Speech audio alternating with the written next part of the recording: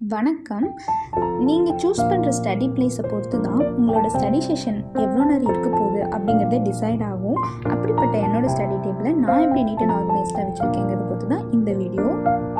Trust மீங்க, நம்ம உட்காந்து படிக்கிற இடத்துல ஒரு பிளான்ட்ஸ் ஆர் ஃப்ளவர்ஸ் வச்சு பாருங்கள், உங்களுக்கு அவ்வளோ ஒரு பாசிட்டிவ் எனர்ஜி கிடைக்கும். அதே மாதிரி நீங்கள் உங்கள் கையால் ஒரு கிராஃப்ட் செஞ்சு அந்த இடத்துல ஸ்டிக் பண்ணி பாருங்கள், உங்களுக்கு அது இன்னொரு பாசிட்டிவ் மோட்டிவேஷனாக இருக்கும். எனக்கு அது நடந்திருக்கு. ஸோ எனக்கு எப்போவுமே எக்ஸ்பென்சிவாக வாங்கி வைக்கிறத விட நானாக எனக்கு எதாவது செஞ்சுக்கிட்டா எனக்கு ரொம்ப பிடிக்கும். ஸோ அந்த மாதிரி என்கிட்ட இருக்க வேஸ்ட் கார்பன் பாக்ஸஸ் வச்சு நான் ஒரு ஷெல்ஃப் க்ரியேட் பண்ணேன். ஸோ இதில் தான் என்னோடய பிளான்ஸ்லாம் நான் ஆர்கனைஸ் பண்ணி வைக்க போகிறேன். அதில் குட்டி குட்டியாக சைடில் எனக்கு பிடிச்ச மோட்டிவ் கோட்ஸ்லாம் நான் ஸ்டிக் பண்ணி வச்சுருக்கேன்.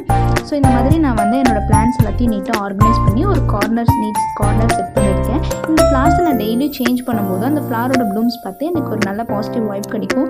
ஸோ அப்படி என்னோடய திங்ஸ் எல்லாத்தையும் கொஞ்சம் கொஞ்சமாக அரேஞ்ச் பண்ண ஆரம்பிச்சிட்டேன்.